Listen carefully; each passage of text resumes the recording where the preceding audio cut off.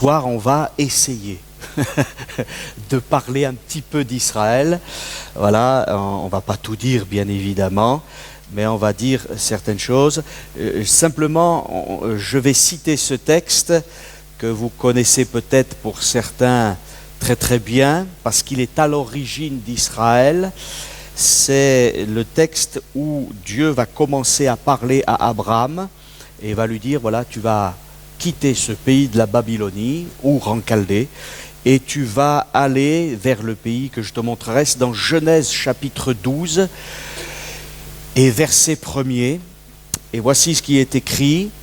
L'Éternel dit à Abraham, va-t'en de ton pays, de ta patrie et de la maison de ton père dans le pays que je te montrerai. Je ferai de toi une grande nation et je te bénirai. Je rendrai ton nom grand et tu seras une source de bénédiction. Je bénirai ceux qui te béniront et je maudirai ceux qui te maudiront. Et toutes les familles de la terre seront bénies en toi. Amen, c'est la parole de Dieu. Vous savez, nous les êtres humains, on a nos pensées, on a nos idées, on a nos affections, nos sentiments, on a nos expériences, ce qui s'est passé, et parfois nous avons en quelque sorte notre petite philosophie par rapport à notre vécu, par rapport à notre histoire. Mais ce qui est important, c'est que Jésus est venu. Nous parlons de la venue de Jésus. Et Jésus vient pour des individus, il est venu pour constituer l'Église, il est venu pour les nations, il est venu aussi pour Israël, et Israël est une nation. Voilà, et c'est une nation, même je vais dire, en devenir. Parce que si on regarde bien l'histoire d'Israël, on s'aperçoit que pendant très peu de temps, enfin pendant des années elle a été nation, mais que pendant aussi des milliers d'années elle n'a plus été nation. Et dans le cœur de l'homme qui s'oppose à Dieu, consciemment ou inconsciemment, d'ailleurs souvent inconsciemment, mais aussi certains inconsciemment, il y a cette pensée que Israël, eh bien, ça peut être un peuple. Ça peut être les Juifs peuvent avoir leur religion. Mais il y a quelque chose qui a de la difficulté à passer, c'est que Israël soit une nation. Et une nation à part entière. Voilà. Dans ce texte, Dieu dit, je ferai de toi une grande nation. Et le mot nation qui est utilisé là, c'est exactement le même mot que j'ai cité hier, goy, goïm. C'est pas une nation autre. Non, non. Israël fait partie des nations. Voilà. Et pourtant aujourd'hui, Israël est remis en question en tant que nation. Voilà, nous le verrons. Mais Dieu dit à Abraham, de toute manière, moi, parce que c'est Dieu qui fait les choses, je ferai de toi une grande nation. Et après, il parle du nom d'Abraham. Je te bénirai, tu seras une source de bénédiction. Et il y a quelque chose au verset 3 qui est terrible. Je bénirai ceux qui te béniront, je maudirai ceux qui te maudiront. Ça, c'est quelque chose de terrible, hein. Aujourd'hui, il y a des gens qui disent, voilà, Israël n'a pas de part, il n'a pas de droit d'avoir de territoire, voilà, mais voici ce que Dieu dit, hein. Je vais faire des résumés parce que Zacharie 2 dit ceci, car ainsi parle l'Éternel des armées, après cela viendra la gloire. Et bien sûr, la gloire de Dieu, il m'a envoyé vers les nations qui vous ont dépouillés. Mais Dieu dit, car celui qui vous touche, touche à la prunelle de son œil. C'est la Bible, hein. Vous savez, on peut lire que le Nouveau Testament. Mais on doit lire toute la parole de Dieu. D'abord parce que l'Ancien Testament n'est pas dépassé. Il y a des prophéties de l'Ancien Testament qui ne sont pas encore accomplies. Écoutez bien, parce que si vous discutez, vous n'allez pas suivre. Excusez-moi, hein. Ne faites pas comme certains étudiants. Voilà, c'est important, il y a un fil conducteur. Hein? Voilà. Car ainsi parle l'Éternel des armées, on touche à la prunelle même de Dieu. Alors peut-être quelques-uns vont me dire, oui, on le verra, hein, oui, mais Israël n'est pas un peuple parfait, etc., etc. Oui, comme si les autres étaient parfaits. Hein. Voilà, enfin, ça c'est autre chose. Mais la Bible nous dit aussi, au psaume 83 et au verset 5, en parlant d'Israël, « Venez, disent-ils, exterminons-les du milieu des nations, et qu'on ne se souvienne plus du nom d'Israël. » Mais Dieu dit, Jérémie 33, verset 23, « La parole de l'Éternel fut adressée à Jérémie en ces mots. N'as-tu pas remarqué ce que disent ces gens, les deux familles que l'Éternel avait choisies? Il les a rejetées, c'est-à-dire Juda et Israël. Ainsi, ils méprisent mon peuple, au point de ne plus le regarder comme une nation. Ainsi parle l'Éternel, si je n'ai pas fait mon alliance avec le jour et avec la nuit, si je n'ai pas établi les lois des cieux et de la terre, alors aussi je rejetterai la postérité de Jacob et de David, mon serviteur, et je ne prendrai plus dans sa postérité ceux qui domineront sur les descendants d'Abraham, d'Isaac et de Jacob, car je ramènerai leurs captifs et j'aurai pitié d'eux. Amen. Donc il y a une alliance qui est faite. Vous voyez ?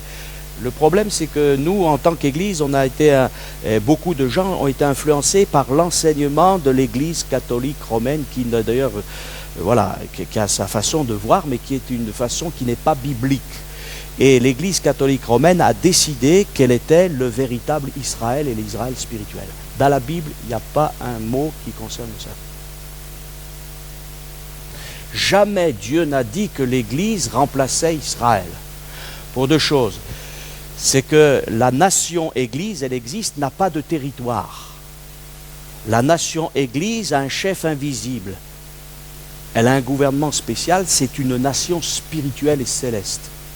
Mais la nation d'Israël est une nation qui, bien qu'ayant un rôle spécifique à jouer au milieu des nations, est une nation aussi comme les autres. Voilà. Et Dieu a dit à Abraham, voilà, je vais te donner un territoire. D'ailleurs, la première chose qu'il va donner, c'est un territoire. Hein. Enfin, la première promesse, c'est va-t'en de ton pays dans le pays que je te montrerai. Et il faut que vous sachiez, mes frères et sœurs et amis, c'est que Israël souvent a été repris par Dieu, corrigé par Dieu, châtié par Dieu, mais la Bible, Dieu dit en parlant d'Israël, et Dieu dira cela lorsque Moïse va se présenter devant Pharaon, laisse partir mon peuple, mon fils premier-né. D'accord ? Donc Israël est une nation à part entière, et d'ailleurs Dieu dit, mais si je n'avais pas fait alliance avec la terre et le ciel, donc tant qu'il y aura les saisons, tant qu'il y aura le jour et la nuit avec la terre qu'on connaît, Dieu a gardé son alliance avec Israël. Ça ne veut pas dire que Dieu est toujours d'accord avec son peuple. D'ailleurs, je ferai remarquer qu'avec l'Église, c'est pareil. Est-ce que vous pensez que dans l'Église, les épîtres ne sont pas là pour rappeler à chacun d'entre nous, en tant que peuple de Dieu, que parfois nous avons beaucoup de progrès à faire et des choses à arranger, à régler en permanence? D'ailleurs, dans un système éducatif, eh bien, il est évident que nous aimons, mais nous pouvons désapprouver. Mais l'amour que nous avons pour nos enfants, on ne le retire pas. D'ailleurs, il y a une parabole qui est très intéressante en ce qui concerne l'aspect prophétique, parce qu'il ne faut pas oublier que les évangiles parlent de prophétie. Et lorsque Jésus est venu, il a parlé pour Israël et pour l'Église qui allait naître.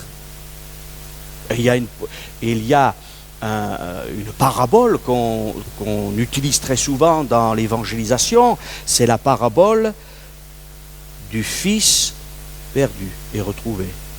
Et cette parabole, elle a deux significations. C'est qu'il y a deux types d'Israélites, ceux qui sont religieux et ceux qui ne le sont pas, comme aujourd'hui d'ailleurs, entre parenthèses, parce que vous avez Jérusalem, c'est le monde religieux, et vous avez Tel Aviv, c'est le monde laïque. Et ça existe dans toutes les nations, ça. Mais cette parabole aussi, enfin, cette explication concerne aussi le fils aîné. C'est qui le fils aîné? C'est Israël. C'est Israël. Et le fils cadet, ce sont les nations. Et les nations, elles ont été dispersées dans le péché, mais ces nations sont revenues aussi à Dieu, parce que quand il y a eu l'appel de l'Évangile, je me lèverai, j'irai vers mon Père, et je dirai, j'ai péché contre le ciel et contre toi, Et les nations sont aussi destinées au salut. Et ce fils aîné, il représente l'Israël qui a de la difficulté à comprendre l'amour du Père. Parce que c'est pas ça qu'Israël a de la difficulté à comprendre aujourd'hui. Qu'un Dieu peut faire grâce.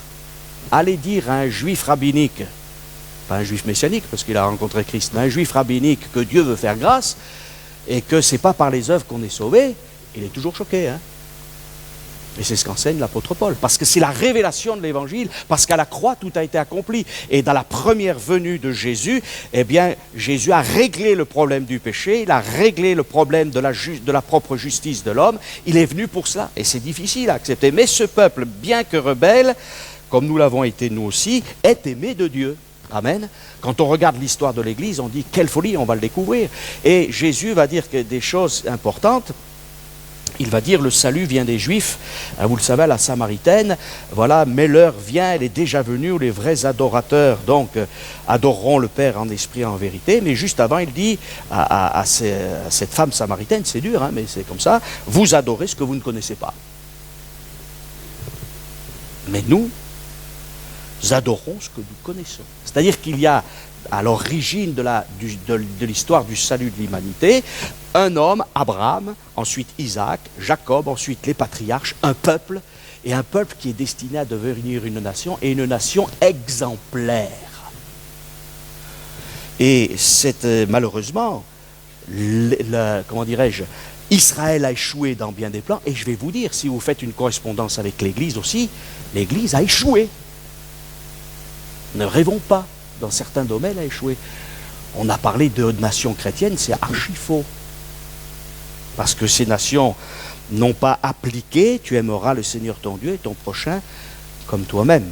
Voilà. Le salut ne vient pas du judaïsme. Attention, c'est pas pareil. Le salut vient des Juifs. Et qu'est-ce que représente Israël, même encore aujourd'hui? De quoi Israël est-il dépositaire?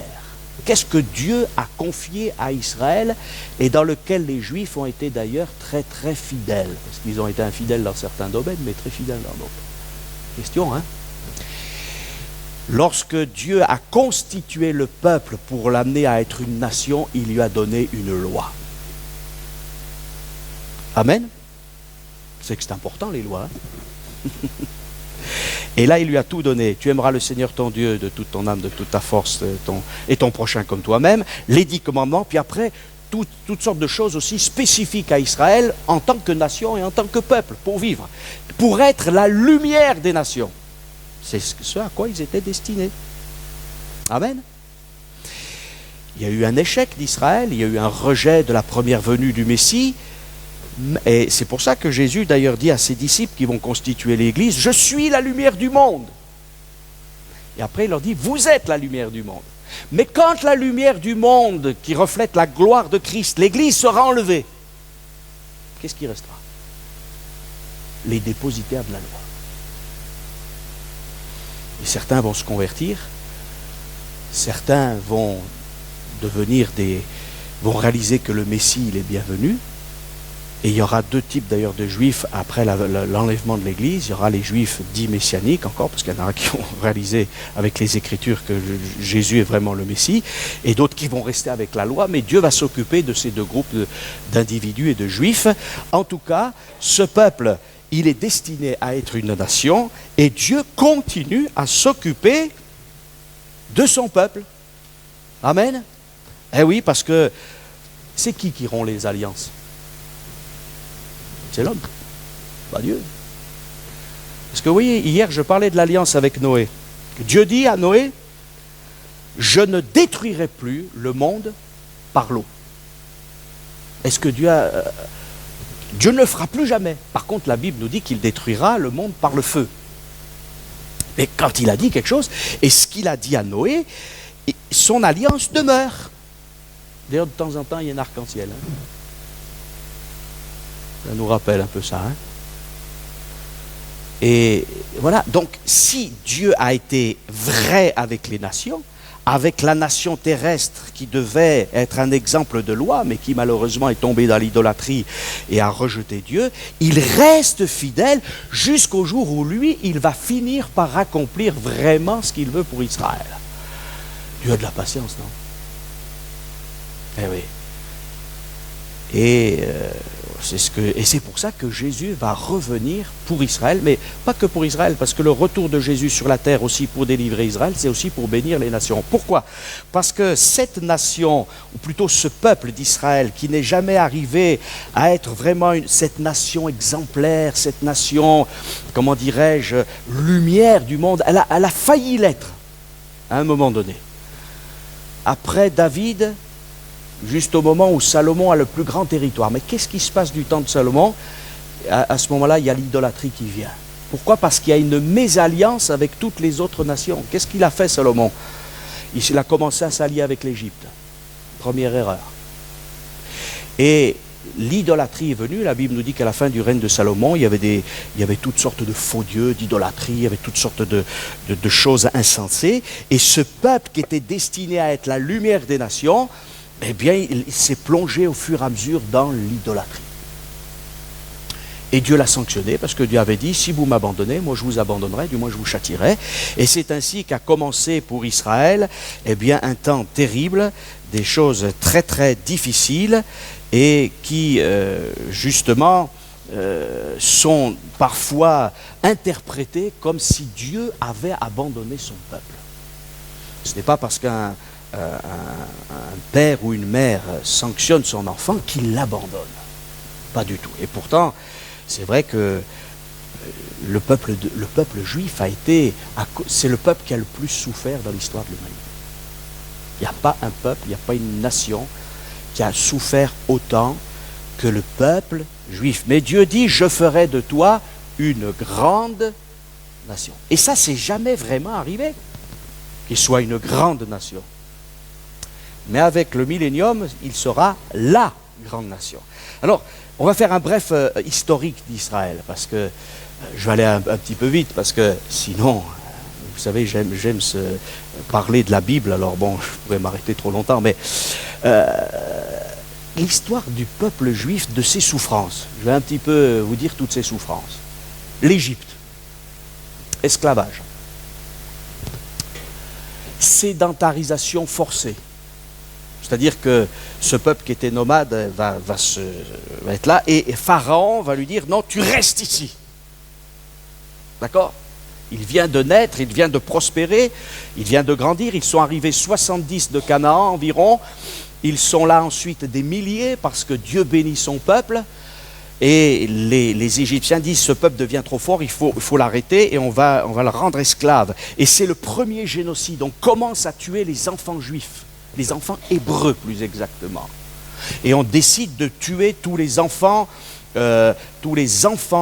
mâles d'Israël, les jeunes enfants.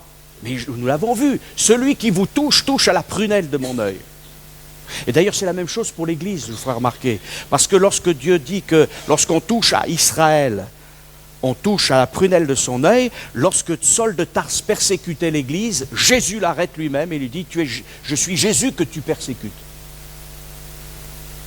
Et c'est pour ça qu'il y a des correspondances entre cette nation juive qui est dépositaire de la loi et l'Église qui est dépositaire de la grâce. Ce qui est supérieur d'ailleurs. Vous savez, il y a des gens, ils aiment le peuple juif, ils aiment tellement le peuple juif qu'ils voudraient être juifs eux-mêmes. Ça, c'est de l'israélomania. Nous sommes ce que nous sommes. D'abord, les juifs existent parce qu'il y a des nations, et les nations existent parce qu'il y a des juifs. Vous voyez? Et Dieu aime tous ses enfants, parce qu'on est tous issus d'un seul. D'accord? Alors, il ne faut pas faire de complexe, hein? Surtout, hein? Je vous rassure. Pas de problème avec ça. Car Dieu a tellement aimé le monde qu'il a donné son Fils, afin que quiconque croit en lui ne périsse point, mais qu'il ait la vie éternelle. Et la première chose contre ce peuple, on ne veut pas qu'il soit un peuple, on ne veut pas qu'il soit une nation. Au cours des siècles, on a tout ce qu'est ce peuple, on a voulu le détruire. C'est incroyable. Alors, on n'a pas voulu déjà qu'il soit un peuple et qu'il soit un peuple même comme les autres. Donc on l'a voulu le rendre esclave. On a été anti-hébreu. Le mot hébreu signifie celui qui fait un passage. Et on n'aime pas, vous savez, dans notre société, finalement, on aime bien tout ce qui est mauvais. On ne veut pas passer des ténèbres à la lumière. On veut rester dans les ténèbres. Alors on arrête ce peuple. Anti-hébreu d'abord. Et puis après, il y a les exils avec, bien sûr, à cause du péché, les exils assyriens et babyloniens. Et je vous ferai remarquer que l'histoire d'Esther nous parle d'un génocide aussi. Il y a un peuple, dit Aman, qui est un peuple différent des autres peuples. Et ce peuple-là, il n'est pas bon pour le roi que ce peuple continue à exister. Donc il faut le détruire. Mais aujourd'hui, c'est la même chose d'ailleurs avec l'Église. Je fais un petit parallèle. Il y a un peuple de gens qui ont une loi différente du système que nous, on veut établir de Babel, là. Alors ce peuple chrétien, judéo-chrétien, il faut le détruire. C'est ça la laïcisation à l'excès. Il veut détruire, parce que c'est un peuple qui n'a pas les mêmes lois. Il n'y a pas les lois de la débauche, il n'y a pas les lois de l'impureté. Il n'y a pas les lois de l'athéisme, de chacun fait ce qui lui semble bon. Non, ce peuple, il nous dit qu'il y a le bien et le mal, qu'il y a une conscience, mais que Dieu veut faire grâce. On ne veut pas de ce peuple-là. Vous voyez? Anti-judaïsme grec aussi. Vous savez qu'Antiochos Épiphane IV, qui est une image de l'Antichrist, c'est entre l'Ancien et le Nouveau Testament, la rédaction de l'Ancien et le Nouveau Testament, il a voulu forcer les Juifs à abandonner la loi. On a brûlé des rouleaux de la Torah, c'est-à-dire des 5 premiers livres de la Bible. Et puis on a voulu empêcher la circoncision des enfants, on a voulu placer une idole dans le temple, etc. On a voulu forcer. C'est là qu'il y a eu la révolte dite des Maccabées. Vous voyez? Donc voilà, parce que pour les Grecs, tout ce qui est beau est sacré. Ils aiment le beau, hein? On n'est pas comme ça dans notre société. Mais pour le juif et pour le chrétien aussi, c'est ce qui est sacré qui est beau. Pas pareil, hein? C'est ce qui est saint qui est beau. Vous voyez? Maintenant, ce qui est beau aussi peut être beau, mais ce n'est pas ce qui est prioritaire. Alors on commence voilà. Alors il y a, voilà, et puis il y a le joug romain qui vient là, hein? Voilà. Et la Bible nous dit que ce peuple, il a été aussi détruit. Et si on regarde, je vais vous donner des mots qui concernent le peuple juif. Déportation, dispersion, expulsion, spoliation, exclusion du corps social. Au Moyen-Âge, on ne voulait pas... Vous savez pourquoi les Juifs sont devenus des commerçants? Parce qu'on leur a empêché d'être agriculteurs, d'être artisans, leur a empêché de tout faire. Alors ils sont devenus prêteurs à gages, ils sont devenus commerçants, et après on leur a reproché de faire même des crédits. On reproche tout. Vous voyez? Ça ne veut pas dire que certains n'ont peut-être pas été plus ou moins malhonnêtes, etc. Parce que la nature humaine est ainsi faite, mais on leur a empêché exclusion du corps social, humiliation, persécution. On a dit ce peuple, c'est un peuple déicide, c'est-à-dire qu'il a tué Dieu. Il est le seul responsable de la mort de Jésus à la croix. Comme si les autres, on a remarqué hier, vous avez remarqué que même Jésus dit qu'il sera livré aux païens. C'est les païens qui ont fait comme l'exécution, que je sache. C'est qui a décidé vraiment de la mort? C'est Ponce Pilate quand même. Et on est tous coupables dans cette affaire. Et l'affaire de la croix, c'est une affaire universelle. Voyez? Mais à un moment donné, il faut bien qu'on trouve un autre coupable. Alors, voilà, il faut, comme on dit, un bouc émissaire. Mais d'ailleurs, le bouc émissaire, il est dans l'Écriture. Hein? Oui, mais ce n'est pas la signification. Celui qui a pris nos péchés, c'est Christ, lui, le parfait. Et ce peuple, eh bien, on va être anti-juif. On va être anti-judaïsme. Il va connaître donc l'opposition des Égyptiens, des Assyriens, des Babyloniens, des Grecs, des Romains. Mais ce n'est pas fini. Le christianisme corrompu, parce qu'il faut parler de ce christianisme corrompu qui n'a plus rien à voir avec la Bible, qui n'aime plus son prochain, mais qui est devenu totalitaire. Et dans l'Espagne de l'Inquisition, eh bien, on va forcer les Juifs à devenir des chrétiens. Et ce n'est pas le modèle biblique, ça. Jésus a dit, allez par tout le monde, prêcher la bonne nouvelle, pas avec une épée pour forcer le christianisme. On ne fait pas des chrétiens, on fait des païens. Où les Juifs, ils restent juifs, ils sont restés à moitié juifs. Et après, comme ils voulaient encore, on n'était même pas sûr de leur conversion, alors on les a encore persécutés.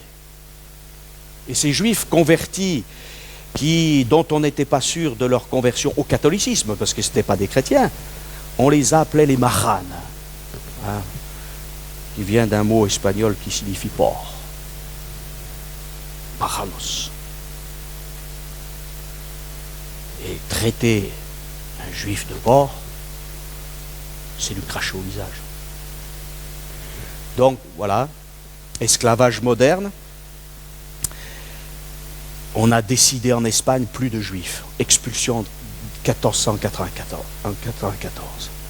avec ce cortège de... Mais ce peuple opprimé, c'est comme un bouchon de liège, on appuie dessus, on pense l'écraser, hop, il sort plus loin. Et voyez, le diable, il fait toujours une œuvre qui le trompe. Parce que ce peuple aujourd'hui, on n'arrive pas encore à l'éliminer. Hein. Alors on a tout essayé. On a essayé de lutter contre sa spiritualité. Et des fois, ils n'étaient pas dans la bonne spiritualité, les Juifs, il faut le dire. Ils étaient dans les ténèbres avec toute la magie, etc. Mais ils ont gardé quand même la Torah. Ils ont gardé. Puis ils se sont embourbés dans la tradition, dans les réflexions de leurs sages, etc. Et puis là, après, on a dit, non, mais les Juifs, c'est une race maudite. C'est dans le sang que c'est maudit. Mais c'est stupide, ça. Ça, c'est le racisme, hein, bien évidemment. Parce que la Bible nous dit qu'on est issu d'un seul. Donc je peux pas, c'est pas parce qu'il y a quelqu'un qui a une couleur différente de peau de moi que il est différent, mais il est issu d'un seul, non seulement d'un seul couple humain, mais aussi d'un seul lieu. Et ce commandement fondamental qui nous vient de Dieu, qui n'est ni juif ni chrétien, mais qui est divin, tu aimeras le Seigneur ton Dieu et ton prochain comme toi-même. Combien de fois bafoué, et en particulier dans le christianisme, parce que c'est les chrétiens qui ont presque encore plus persécuté les juifs que même les musulmans. Remarquez qu'ils ont eu leur part aussi. Hein. Pourquoi? Parce que le christianisme dominant a dit c'est nous qui sommes la vérité, même s'ils étaient enténébrés dans la tradition des hommes, et on a voulu imposer, et l'islam c'est pareil. Donc, on a esclavage moderne. Et puis après, il y a l'athéisme qui est venu et on a mis les Juifs dans des ghettos. Hein. Voilà. Dans les pays de l'Est, des pogroms. Voilà. À des moments, eh bien, il y a des populations qui disaient c'est la faute des Juifs, on tuait des Juifs. Et puis, du temps que les policiers ou les gendarmes arrivent, eh bien, on est resté 2 ou 3 jours, il y avait des gens, il y avait plein de morts. Combien de fois on a expulsé les Juifs de France, d'Angleterre, d'Espagne ou d'ailleurs, et ils sont partis ailleurs. On leur prenait tous leurs biens, on les expulsait. Et même on est allé jusqu'à dire, mais de toute manière c'est normal qu'ils souffrent parce que ils ont rejeté le Christ, donc il faut qu'ils continuent à exister. C'est horrible hein, ce que je vais vous dire. Il faut qu'ils continuent à exister, mais qu'ils soient dans la souffrance pour que le monde sache que quand on ne croit pas au Christ, eh bien on souffre et on est amené à souffrir encore. C'est une façon d'évangéliser bizarre, vous voyez. C'est tordu. Et au cours des siècles, il y a toujours des hommes, des femmes qui ont rencontré le Fils de Dieu. Des Juifs qui ont rencontré le Fils de Dieu comme leur sauveur. Amen. Parce que de cette nation aussi, Dieu l'a sauvé. Et puis, il y a eu les nazis. Il ne faut pas oublier ça. La Shoah. Une race supérieure. Et vous voyez, c'est assez fou de voir que... Qu'est-ce qu'il a dit, Hitler? Il a dit, je donnerai à l'Allemagne un règne de 1000 ans. Pourquoi 1000 ans? Pourquoi pas 2000 ou 3000? C'est l'esprit de l'Antichrist. Vous voyez? Et cet esprit-là, il n'est pas fini. Alors maintenant, on dit, c'est interdit d'être antisioniste. D'être antisémite, pardon. Je suis allé un peu plus vite, vous m'avez compris.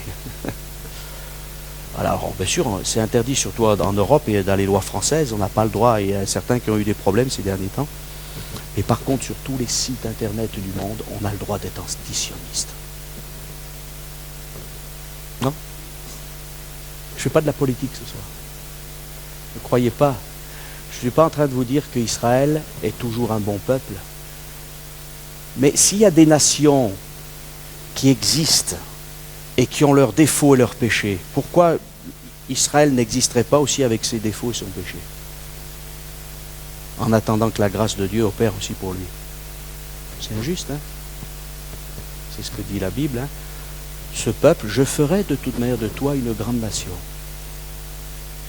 Les juifs comme les non-juifs ont besoin de se repentir. Mais Dieu dit qu'il fera de ce peuple une nation, et pour l'instant, cette nation, elle n'est pas convertie. Comme les autres d'ailleurs, hein? La France, elle n'est pas convertie, je ne pense pas. Hein? L'Espagne non plus, l'Italie non plus, la Suisse non plus. Aucun pays a des gouvernements où on applique les lois de Dieu. Par contre, partout dans le monde, il y a des gens qui croient que Jésus est leur sauveur. Amen. Hein? Les Éthiopiens, les Libanais, les Français, des gens de Corée, de partout, hein? Et aussi des Israélites, des Israéliens, des descendants de Jacob. Alléluia. Eh oui. Et ils croient que Jésus-Christ est leur sauveur. Alors, Dieu dit, je ferai... Voilà. Et aujourd'hui, Israël n'est pas l'Israël idéal de Dieu. Hein? Ne croyez pas. Hein? Dieu est en colère contre son peuple.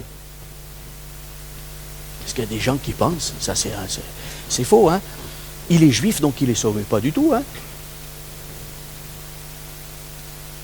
Non, non. Celui qui a le Fils a la vie. Celui qui n'a pas le Fils n'a pas la vie. Et la colère de Dieu demeure sur lui. Donc c'est valable aussi pour les Juifs. Parce qu'il n'y a pas de paix, il n'y a pas de salut en dehors de Jésus-Christ, le Messie authentique. Et d'ailleurs, le psaume, Ésaïe 53 le dit bien, c'est qu'il est mort aussi pour les péchés de son peuple. Amen. Vous savez qu'Ésaïe 53 est interprété par certains rabbins, c'est pas le Messie, mais c'est le peuple d'Israël. Mais ça ne peut pas se tenir. C'est pas possible. C'est le Messie. Et il faut la révélation divine. Alors aujourd'hui, on n'est plus antisémite, on est antisioniste. Vous voyez?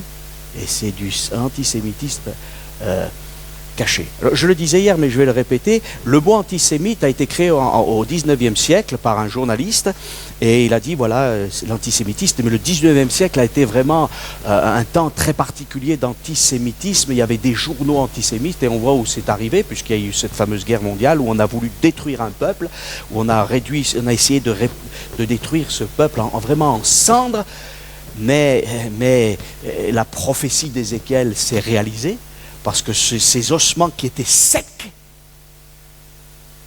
eh bien, Dieu les a comme ressuscités. Alors, antisémite, en fait, on devrait dire antichémite, parce que le mot sème, c'est une adaptation française, c'est Shem, et Shem, c'est le nom en hébreu.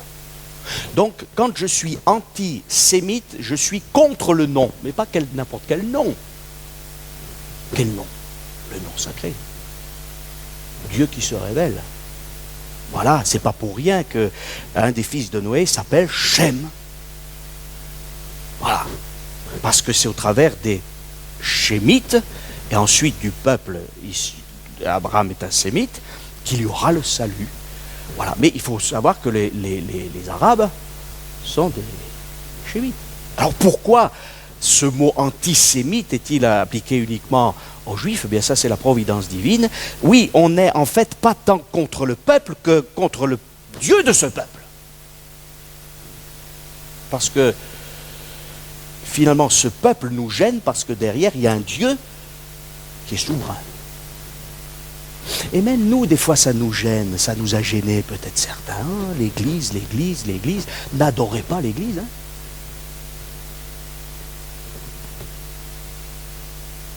L'Église, c'est une conséquence de la grâce de Dieu.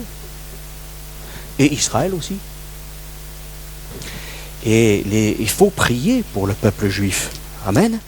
D'abord parce que toutes les nations seront bénies en toi et en ta postérité. Alors très, très souvent on a dit, vous voulez dire, oui, mais la postérité c'est Christ, et puis le peuple juif, hein, mais attendez, Jésus n'a-t-il pas pleuré sur Jérusalem? Jésus n'est-il pas venu auprès des siens?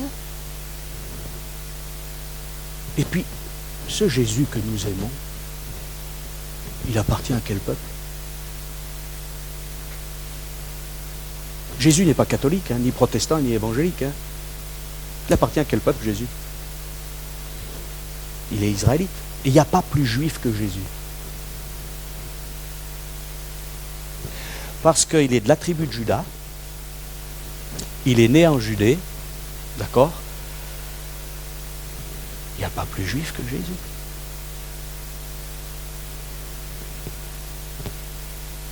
Il est juif parce qu'il appartient au peuple juif, bien évidemment. Donc il est 3 fois juif, le Seigneur. Et je dis bien, il est. Parce qu'il est vivant. Il n'a pas renié ses origines. Est-ce qu'on est prêt à renier nos origines? Il ne faut jamais renier nos origines.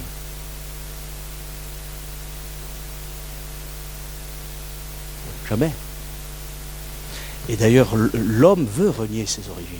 Il dit, nous, on est des dieux. Non, tu n'es qu'un homme. Tu ne peux être Dieu, entre guillemets, que si la parole de Dieu t'est annoncée. Sinon, tu es rien. Et d'ailleurs, Abraham l'a compris, il dit, je ne suis que poussière et cendre. C'est-à-dire que je suis poussière dans ma constitution et mes œuvres, si le feu de Dieu passe, c'est que des cendres. Voyez? Mais avec Dieu, mon nom est grand. C'est ça. Et c'est pour ça qu'il faut faire attention, parce qu'on a des clichés. 2000 ans d'anti-judaïsme, 2000 ans d'antisionisme, 2000 ans d'antisémitisme, 2000 ans d'anti-juifs, 2000 ans, voilà. Et ce qui est terrible, c'est que les plus grands persécuteurs, pratiquement, du peuple juif, c'est ceux qui se sont réclamés, je dis bien, pas les vrais chrétiens, mais ceux qui se sont réclamés du christianisme. Voilà, on a torturé, on a fait du mal. Alors peut-être quelques-uns vont me dire, oui, mais il fallait, voilà. Non, mais il y a une restauration ensuite. Et d'ailleurs, vous savez, on s'habitue à le fait qu'Israël existe en tant que, quand même, nation démocratique. Mais vous savez que Dieu ne veut pas une nation démocratique pour Israël. Israël n'est pas destiné à être une nation démocratique. Ça, c'est l'Israël qui n'a pas encore rencontré Jésus, parce que Jésus n'est pas encore venu. Ils ne l'ont pas encore reconnu. La nation ne l'a pas encore reconnu comme le Messie. Israël est destiné à être un royaume messianique. Et ce que David a fait n'est qu'une toute petite et pâle figure de ce que sera le Messie qui régnera pendant 1000 ans. Alors on s'est habitué quand même à ce qu'Israël existe, mais parlez à ceux qui sont plus âgés là, sans forcément être très très âgés, mais même moi j'ai vu, quand j'étais enfant, j'avais 7 ans, et on m'a dit, il y a quelque chose d'extraordinaire qui s'est passé en Israël. Ah bon? D'abord ceux qui ont vu la renaissance d'Israël ont vu un miracle. En 1856, je peux me tromper de quelques années, mais vous me pardonnerez, en 1856 ou 1858, il y a un pasteur évangélique suisse qui a écrit un livre sur Israël. 1856, c'est pas... Et avec l'écriture, cet homme-là, il a pris la Bible et a dit, il y a des choses qui sont littérales dans la parole de Dieu. Il n'y a pas que des images. Lorsque Dieu dit qu'il a fait sortir son peuple d'Égypte, c'est qu'il a fait sortir d'Égypte. Lorsque la Bible nous dit que le temple a été détruit, ce n'est pas le temple spirituel, c'est le véritable temple de Jérusalem qui a été détruit. Et il y a des textes des Écritures, on ne peut pas les interpréter spirituellement ou avec des images ou... Non. Et cet homme de Dieu a commencé à dire, vous allez voir, le peuple de Dieu va revenir dans son pays selon les Écritures, et d'autres l'ont fait aussi avec lui. Hein. Et voilà, Israël reviendra dans son pays, inconverti, mais Dieu rassemblera son peuple. Qu'est-ce qu'il a fait? Il a pris la fameuse prophétie d'Ézéchiel où il est dit que Dieu va rassembler les eaux, qu'il va y avoir des nerfs, de la chair, et qu'ensuite il y aura un esprit qui va souffler. Et c'est ce qui se passe aujourd'hui. Et nous nous sommes habitués aux prodiges d'Israël. Parce que quand même, ne me dites pas qu'Israël est favorisé en disant « Oh, mais Israël, on va les aider, on va les bénir, on va les soutenir. » On les soutient, vous savez pourquoi? Parce qu'on a des intérêts. Et qu'on ne peut pas faire autrement parce que quand même, il y a une super gaffe dans l'humanité. Et si c'est même pas une gaffe, une horreur terrible qui s'appelle la Shoah. Alors quand même, ça marque, mais je vous ferai remarquer que même aujourd'hui, à cause de certaines religions, on n'ose même plus parler de ce grave problème. Et c'est même plus enseigné déjà en Grande-Bretagne. On essaye d'effacer l'histoire, ou de dire oui, mais ça, oui, c'est un accro de l'humanité, mais enfin voilà. Non, c'est grave, on a touché, et d'ailleurs le peuple juif a été persécuté, et l'autre peuple qui est vraiment persécuté, ce sont les vrais chrétiens dans le monde. Les deux sont autant persécutés parce que le diable n'aime pas la loi de Dieu et encore moins la grâce de Dieu. Donc ces deux peuples différents complètement, il faut les détruire. Aujourd'hui, qu'est-ce qu'on fait? On fait des lois qui sont contraires à la loi de Dieu sans prendre le Nouveau Testament. Voilà, et ce peuple, il est appelé à être autre chose. Alors on s'est habitué, mais en 1948, en novembre 1947 plutôt, eh bien, tous les gens écoutaient la radio et on comptait le vote de l'ONU. Favorable à Israël, pas favorable, etc. Et il y a un pays, on n'aurait jamais pensé qu'ils disent oui à Israël. L'URSS. Ils ont dit oui. Ils disent plus oui maintenant. Hein? Et c'est comme ça. Dieu a incliné les cœurs. Et le peuple juif qui était déjà revenu, parce qu'ils ne sont pas tous revenus en 1948, il y a toujours eu une présence juive en Israël, hein, faut le dire, mais beaucoup sont venus parce qu'il y a déjà, ça faisait déjà un siècle qu'il y avait des gens qui revenaient en Israël, et ce pays, il est né en un jour. Proclamation de l'État d'Israël, le 15 mai 1948, 14-15 mai 1948, quelque chose d'extraordinaire. Un pays, la Bible nous dit, un pays peut-il naître en un jour? On oublie la Bible, vous voyez. Mais c'est la parole de Dieu, là. Hein. C'est pas, excusez-moi, de la littérature. Hein. Et d'ailleurs, moi je veux vous encourager, parce que là on parle d'Israël, mais Israël nous concerne pour le salut des Juifs. Mais les promesses pour l'Église, c'est pareil, hein. Faut le croire. Amen. Il nous accompagne, il nous fait grâce. Lorsqu'il y a eu le premier congrès juif sioniste par un certain Herzl, Herzl dira en 1897, « Aujourd'hui j'ai fondé l'État juif, si ce n'est pas aujourd'hui, ça sera dans 50 ans. »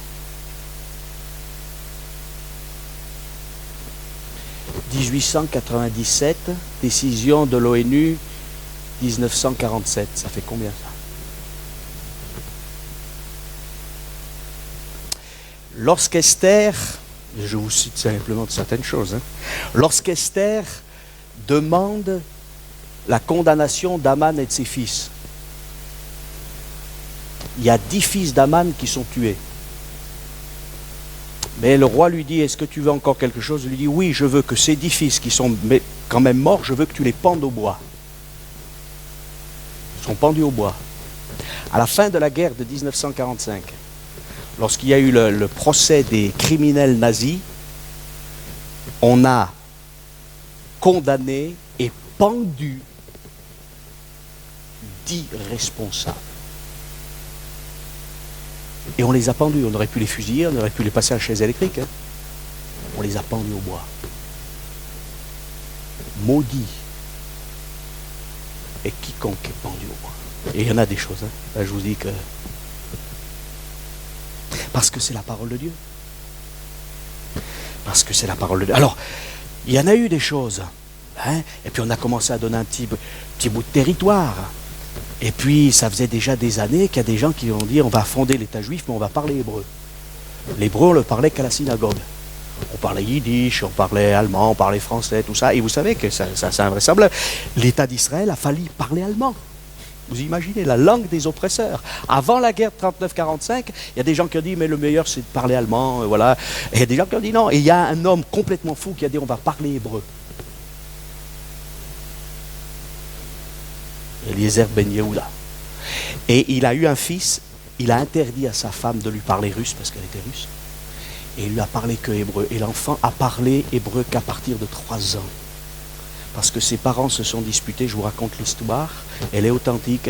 Et le papa avait dit, je t'interdis à sa maman de lui parler quoi que ce soit si ce n'est en hébreu. Et à un moment donné, sa maman, entre guillemets, elle a craqué parce que le papa n'était pas là, elle a commencé à chanter un chant russe. Et le papa est arrivé, ils se sont disputés, le papa et la maman. Et l'enfant qui parlait pas, c'est au moment où ses parents se sont disputés qu'il a commencé à dire son premier mot et pas n'importe lequel. Il a dit Abba. Vous avez compris? Père, Abba. Renaissance de l'hébreu, mais comment une langue qui n'était pas complètement morte parce qu'elle était encore dans les synagogues, mais qui n'était pas du tout utilisée. Et tout s'est remis en place. J'aurais beaucoup de choses à vous dire, mais je vous dis certaines choses essentielles. Et il y a eu des guerres, et on a pensé qu'Israël allait être détruit, et il y a eu la guerre des 6 jours. Et à ce moment-là, on a récupéré Jérusalem. On n'aurait jamais pensé. On n'aurait jamais pensé. Et ce peuple-là, il est là. Et vous savez, je ne vais pas tout vous raconter, parce que sinon il faudrait faire une étude biblique complète, hein, mais l'Écriture nous dit ceci, et je veux maintenant en être... voilà, il nous est dit ceci, c'est Jésus qui parle de son retour, il dit, Matthieu 24, 32, « Instruisez-vous par une comparaison tirée du figuier. Dès que ses branches deviennent tendres et que les feuilles poussent, vous connaissez que l'été est proche. De même, quand vous verrez toutes ces choses, sachez que le Fils de l'homme est proche à la porte. Je vous le dis en vérité, cette génération ne passera point, que tout cela n'arrive. Le ciel et la terre passeront, mais mes paroles ne passeront point. » Alors on a été très souvent un peu interpellés parce qu'on s'est dit, cette génération, ça signifie quoi? 30, 40 ans, Jésus, ça fait 2000 ans qu'il est parti. Non, cette génération, c'est-à-dire cette postérité, cette engeance littéralement, elle ne disparaîtra pas. Ni l'engeance du péché, ni la génération du péché, ni la génération d'Israël, ni la génération des nations ne cesseront. Le ciel et la terre passeront, mais mes paroles ne passeront pas. Et là, ça fait depuis, bientôt on va arriver à 70 ans de l'État d'Israël, et il y a un peuple qui est là. Alors ce peuple, il n'est pas meilleur que les autres. Je suis allé en Israël, et si vous allez en Israël, vous serez certainement étonné, parce que des fois on se dit, ah, ça doit être bien, oui, c'est très beau, le pays est magnifique, il y a des choses très intéressantes à voir, mais les hommes sont autant des pécheurs qu'ailleurs. Et ils ont besoin d'en rencontrer Christ comme leur sauveur personnel.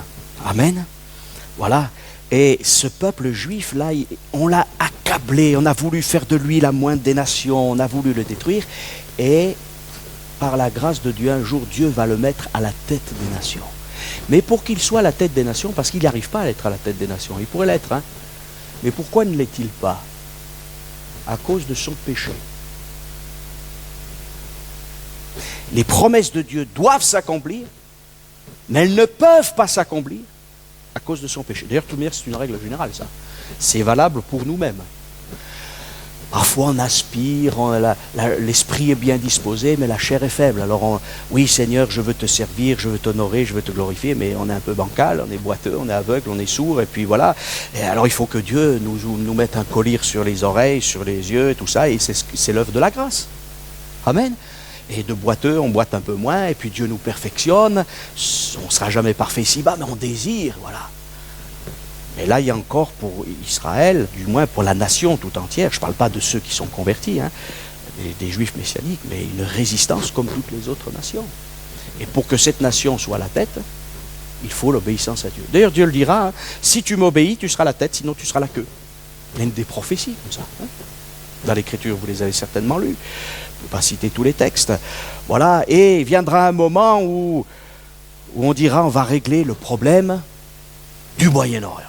Vous avez remarqué qu'au Moyen-Orient, et Jésus va venir, hein, parce que je vais vous dire, il n'y aura pas de paix sans le prince de la paix. Vous avez remarqué les balais diplomatiques qui se sont faits autour d'Israël depuis des dizaines et des dizaines d'années. Hein. Les Américains, les Européens, etc. Chacun dit, mais non, boycott Israël.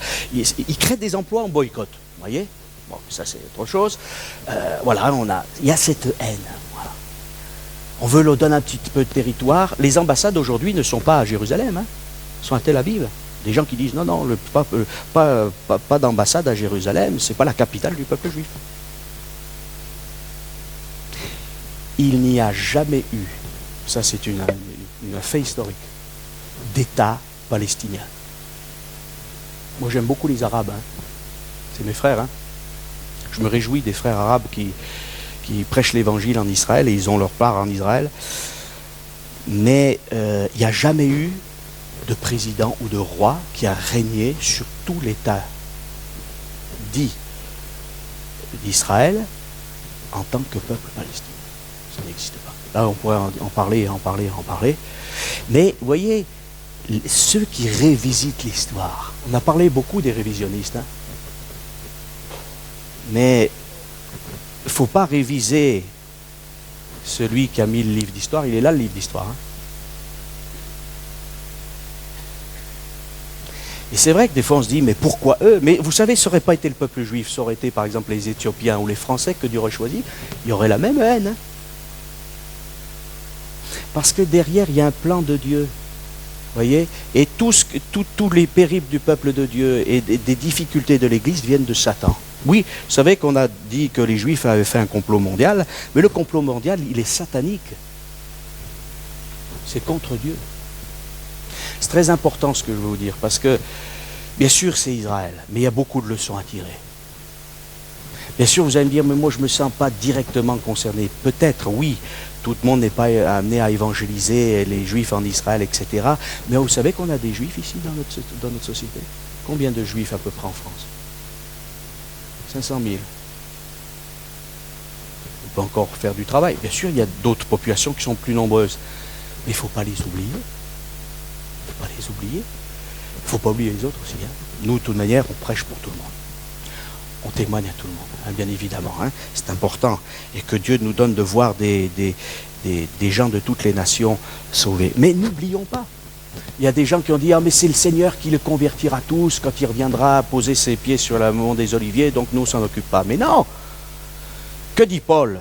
Que le salut il est pour le juif, premièrement, et pour les Grecs. D'ailleurs, qu'est-ce que faisait Paul? Pourtant, il était destiné à évangéliser les païens, Paul, hein, alors que Pierre devait évangéliser les Juifs. Première chose, il a été dans une synagogue, prêcher à ses frères. Il n'a pas toujours été bien reçu, hein, mais il a été bien reçu aussi par d'autres. Il y a même des chefs de synagogue qui sont convertis.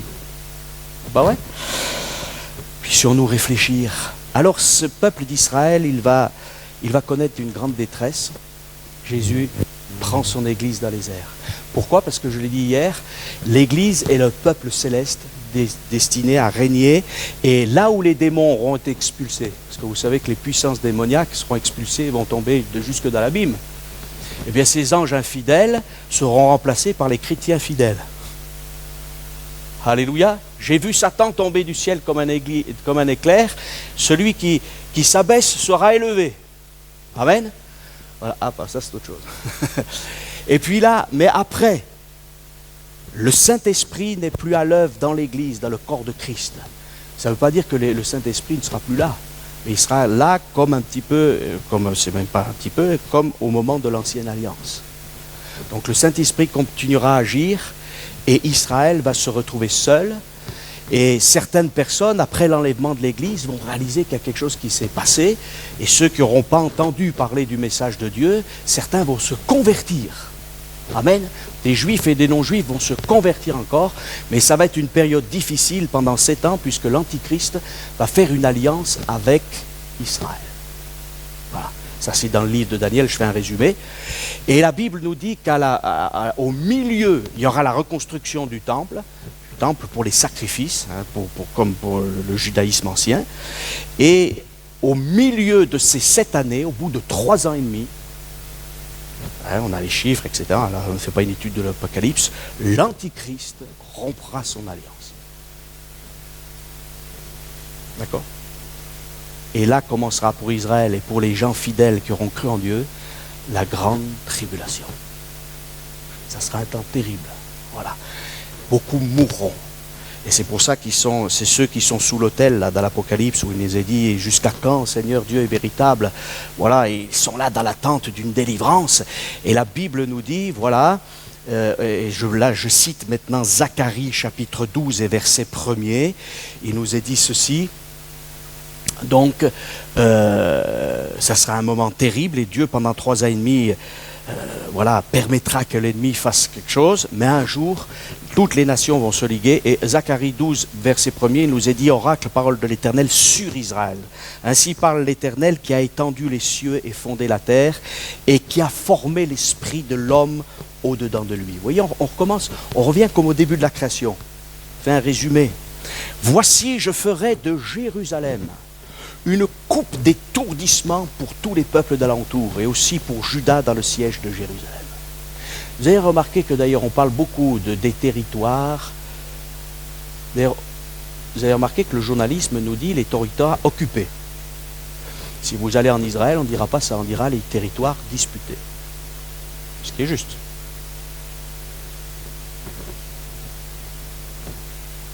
Et oui. Les colonies d'Israël. Si le territoire, Dieu le donne à Israël, ce n'est pas des colonies. Attention au langage des journalistes. Mais oui, attention. Hein. En ce jour-là, et c'est Jérusalem, on veut Jérusalem. Mais ça appartient à qui, Jérusalem? Ça appartient à Israël, mais surtout Jésus dira qu'il ne faut pas jurer par Jérusalem, etc., parce que c'est la ville du grand roi. Donc en fait, c'est la ville de Jésus. Pourquoi? Parce que où est-ce que David a établi sa capitale? Jérusalem. Voilà. Qui était Melchisédek? Je vais revenir à Melchisédek. Permettez encore un peu de... Melchisédek, grand prêtre du Dieu très haut. D'accord? Là, c'est encore fidèle. Et la Bible nous dit qu'Abraham lui donna la dîme de tout. Il représente Jésus en tant que grand sacrificateur. Quelque temps plus tard, là, il y a la dégénérescence des Jébusiens. Et celui il s'appelle plus Melchisédek, il s'appelle Adonitsédek, le monsieur de la justice. Mais c'est plus le roi de la justice. Et aujourd'hui, on a des messieurs de la justice qui ont besoin de disparaître pour laisser place au grand roi. Et Jérusalem appartient à Jésus. Et il nous est dit, je ferai de Jérusalem une pierre pesante pour tous les peuples. On ne sait pas comment faire avec Jérusalem. Vous n'avez pas remarqué, on va la couper en 2, en 3, parce qu'il y a les musulmans d'un côté, il y a les juifs, mais en plus, il y a les chrétiens, avec les lieux soi-disant saints. Et d'ailleurs, c'est toujours la même chose, finalement. Il y a les juifs, il y a les Ponce Pilate, et il y a les Hérode. On retrouve toujours la même chose, hein. En ce jour-là, je frapperai d'étourdissement tous les chevaux et de délire ceux qui les montreront. Alors il y a des gens qui ont dit, mais il n'y aura plus de chevaux en Israël. Il y a toujours des gens qui sont contre les prophéties, vous voyez. Ben, écoutez, moi j'étais en Israël au mois de mai, et bien la police montée, elle a des chevaux. En plus, aujourd'hui, on est capable de faire des chevaux en robot. Vous pouvez regarder, ça va venir. En fait, ça c'est encore autre chose. Les chefs de Juda diront en leur cœur, alors en ce jour-là, je frapperai d'étourdissement tous les chevaux et de délire ceux qui les monteront, mais j'aurai les yeux ouverts sur la maison de Juda. Quand je frapperai d'aveuglement tous les chevaux des peuples, c'est-à-dire toutes les puissances des peuples, les chefs de Juda diront en leur cœur, les habitants de Jérusalem sont notre force par l'Éternel des armées, leur Dieu. En ce jour-là, je ferai des chefs de Juda comme un foyer ardent parmi du bois, comme une torche enflammée parmi des gerbes. Ils dévoreront à droite et à gauche tous les peuples d'alentour, etc., etc. Mais il nous est dit aussi, l'Éternel sauvera d'abord les tentes de Juda. En ce jour-là, l'Éternel protégera les habitants de Jérusalem, et faible parmi eux sera comme David. Alors, en ces jours-là, je m'efforcerai de détruire toutes les nations qui viendront contre Jérusalem. Donc, aujourd'hui, les nations sont obligées de tolérer les Israéliens. Pourquoi? Mais vous savez que les Israéliens, on les a écrasés, on les a dispersés, on les a mis partout, on n'a pas voulu qu'ils... Ils sont allés partout. Vous avez remarqué qu'on parle toujours des Juifs, non? On a l'impression qu'ils sont partout. 15 millions d'individus en face de 7 milliards. Pourquoi? Mais on dit, mais c'est pas possible. Pourquoi ils ont du succès? Mais Dieu permet qu'on n'oublie pas son peuple, c'est tout. Et aujourd'hui, en Israël, il y a une concentration intellectuelle, de savoir technologique, dans la médecine, tout ça. Pourquoi? Parce que tous ces gens qui ont été dispersés, il y en a, ils étaient aux États-Unis, d'autres, ils étaient en France, d'autres, ils étaient en Allemagne, d'autres, ils étaient en URSS, ils travaillaient dans des laboratoires différents, ils ne pouvaient pas communiquer entre eux. Et le seul peuple qu'on a rassemblé pour qu'ils communiquent entre eux, c'est eux. Donc, conclusion, c'est eux qui font plein de brevets, etc., etc. Ils sont à la pointe du cancer, ils sont à la pointe de la technologie pour l'eau, ils sont à la pointe du nucléaire, ils sont à la pointe de plein de choses. Ils sont à la pointe de la littérature. L'une des plus grandes universités au monde, c'est celle, c'est les universités hébraïques.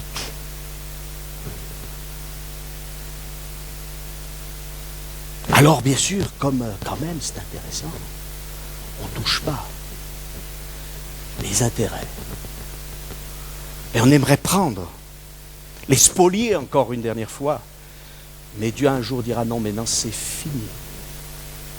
Même si mon peuple est, excusez-moi, corrompu, pécheur, ils le sont. Tel Aviv, c'est un cloaque de péché. Mais néanmoins, je l'ai dit, et je vais permettre que ces nations viennent contre Israël, et là, dans leur détresse, parce qu'ils vont se dire maintenant on est perdu. Un journaliste récemment a dit, et ce n'est pas un chrétien évangélique, je vous assure, il a créé un petit opuscule, il se prépare une seconde Shoah. Mais c'est ça la grande tribulation. On va vouloir détruire ce peuple. Mais ce peuple, c'est la prunelle de Dieu. Comme l'Église, c'est l'épouse de Christ. On ne touche pas. Et là, il nous dit, ils s'efforceront, mais je m'efforcerai de détruire toutes les nations qui viendront contre Jérusalem. Alors je répandrai sur la maison de David et sur les habitants de Jérusalem un esprit de grâce, enfin, et de supplication. On est perdu. Le Messie, ça fait 3500 ans qu'on l'attend. Oui, mais il est venu il y a 2000 ans.